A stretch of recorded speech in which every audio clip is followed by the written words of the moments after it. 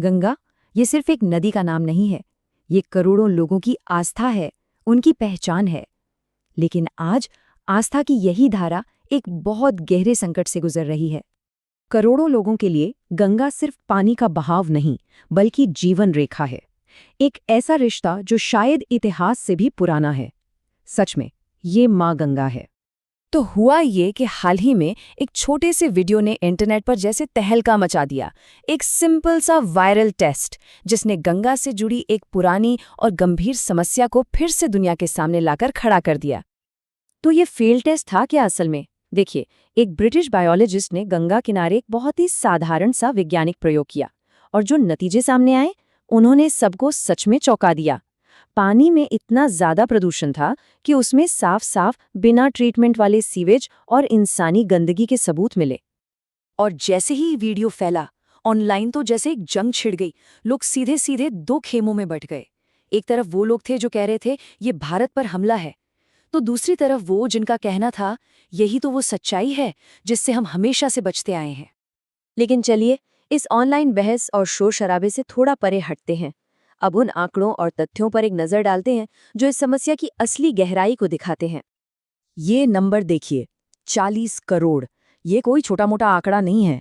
भारत की इतनी बड़ी आबादी अपनी रोजमर्रा की जरूरतों के लिए सीधे सीधे गंगा बेसिन पर निर्भर है। ये अपने आप में बताता है कि ये मुद्दा कितना कितना ज्यादा जरूरी है। तो सवाल ये उठता है कि आखिर ये सारा प्रदूषण आ कहाँ से रहा है? हजारों नाले हैं जो घरों और कारखानों का गंदा पानी बिना साफ किए सीधे नदी में डाल देते हैं। ऊपर से फैक्ट्रियों का जहरीला कचरा, पूजा की सामग्री, प्लास्टिक और शहरों की लगातार अनदेखी, ये सब मिलकर इस पवित्र नदी का दम घोंट रहे हैं। और यहीं पर आकर सबसे बड़ा विरोधाभास नजर आता है। एक तरफ नदी में इतनी गंदगी है और दूसरी तरफ आज भी करोड़ों लोग उसी पानी में डुबकी लगाते हैं, उसे पीते हैं और पूरी श्रद्धा से प्रार्थना करते हैं। ये आस्था और हकीकत के बीच की एक बहुत गहरी खाई को दिखाता है। तो अब यहाँ से हमें अपनी सोच को थोड़ा बदलना होगा। अब मुद्दा किसी पर उंगली उठाने या दोष मढ़ने का नहीं है, बल्कि मिलकर चिंता करने का है। इस पूरी बातचीत को आलोचना से हटाकर समाधान की तरफ ले जाने का वक्त आ गया है। इस पूरी बहस का जो निचोड़ है वो इस एक लाइन में है। ये किसी विदेशी की भारत पर टिप्पणी नहीं है। अरे, ये तो एक नदी की खामोश पुकार है जो चुपचाप हमसे मदद मांग रही है। और ये बात हमें एक बहुत ज़रूरी चीज़ याद दिलाती है कि आस्था रखने का मतलब ये बिल्कुल नहीं होता कि हम सच से आंखें मूंद लें। और सच्ची देशभक्ति का मतलब ये नहीं कि हम अपनी समस्याओं को मानने से ही इनकार कर दें। तो ये सब जानने के बाद असली और सबसे बड़ा सवाल तो अब आता है कि हम बदले में क्या देंगे?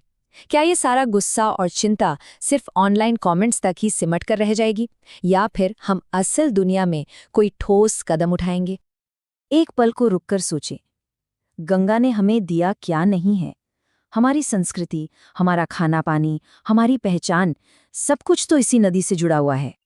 तो फिर सिर्फ हैशटैग चलाने से आगे बढ़कर हम कर क्या सकते हैं? देखिए, 3 बहुत सीधे और जरूरी कदम हैं। पहला, जवाबदेही तय करना। दूसरा, जागरूकता फैलाना। और तीसरा, जमीन पर उतरकर कार्रवाई करना। और ये सब करना इतना ज़रूरी क्यों है?